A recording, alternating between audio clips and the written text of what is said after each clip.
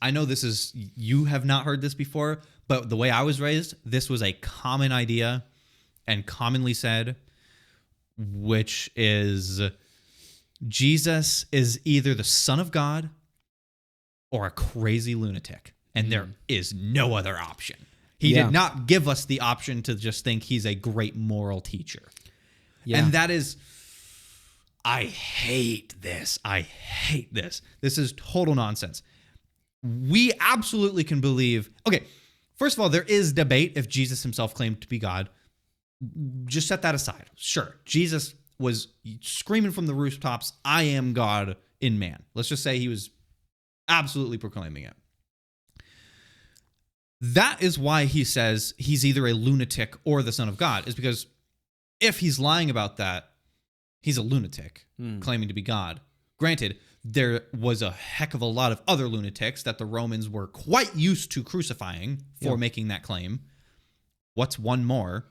But let's say he was, and he proclaimed all these great moral teachings way ahead of their time. So if he's a lunatic, but making all these great points about morality and how we should treat other people, if Joseph Stalin told you 2 + 2 is 4, would you be like, bah, no, you're Joseph Stalin. I'm not listening to you. No, information, good ideas, doesn't care the mouth it's coming from.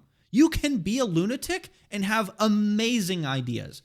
God could have been lying about claiming to be, Jesus could have been lying about claiming to be God the whole way through, and that doesn't make his moral teachings any less good, right? I hate this idea of needing to either discredit him entirely or believe he is divine in every sense. I hate it. You could maybe say that it would make the man himself less of a role model, I guess. Sure. But I mean, but that again still doesn't disregard. I mean, hell, what was that? I was listening to a book not too long ago. It was written by a Nazi. Mein Kampf. It wasn't Mein Kampf. It was, I don't remember what the subject, I don't know if it was like physics or if it was something else, but it was written by a Nazi. That's all I remember. And that's what it was. They were talking about like, hey, what was it? I think actually, you know what it was? I wasn't reading the book itself. It was 4,000 Weeks, I think. And I think 4,000 weeks, who's the author there? Oliver Berkman. That's what it was. Oliver Berkman. He's not the Nazi you're talking about. No, that's what I was just going to say. Because he's not a Nazi. Or German. he was referencing a book that was written by a Nazi. And he starts out with this. He says, all right, I'm going to reference this book. Just know, dude was a Nazi. Okay? Yeah. But, okay, let's move on from that and let's just look at what it was. And I don't remember what it was about. But that was the thing. Was my point being, just because somebody is flawed in some way doesn't mean that maybe they don't have some good ideas. And if Jesus is this lunatic, quote unquote, it doesn't mean that the moral teachings themselves are flawed if we examine them apart from the man. Yeah, exactly. That's why I said information does not care the mouth that it is spoken from whatsoever.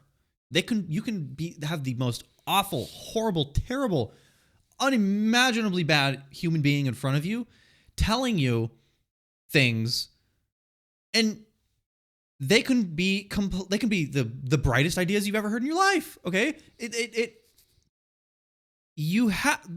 isn't to say you should be as open ears and uncritical of someone that has a reputation than a reputation of being bad than somebody that doesn't. But there is literally a dialogue between I think it's Plato's dialogues between Socrates and Hermes about this very thing, about information not having any relevance to where it's coming from. Information, the only place that your information comes from, all of your knowledge, is up here, right? What you hear are words. You hear sounds. You hear vibrations through the air. The information isn't in there. The information is up here. It comes from you, right? So, yeah, this whole nonsense idea of here's either a total lunatic or he's the son of God. He didn't give us the option to believe he was just a good moral teacher. Stop. Just stop. Stop. Total nonsense. I hate that. Because why? What? Why? Like, why present that false dichotomy? Where's the theological motivation for it? How is that better for Christianity? Is it because you either want people to be on your side or absolutely against you? You don't want ambiguity? You want people to get off the fence. That's the thing. You want people, if somebody's like, I can really get on board with this, with what he's saying, but like, I don't know, maybe one way or the other, maybe he's just a good moral teacher. They want to say, no, get off the fence, pick a side. Right. Because you might land on our side. Exactly. Which is stupid. So stupid. Way to just absolutely disregard the nuance and ambiguity of real life. Just so stupid. I hate that. I'm not mad. You're mad.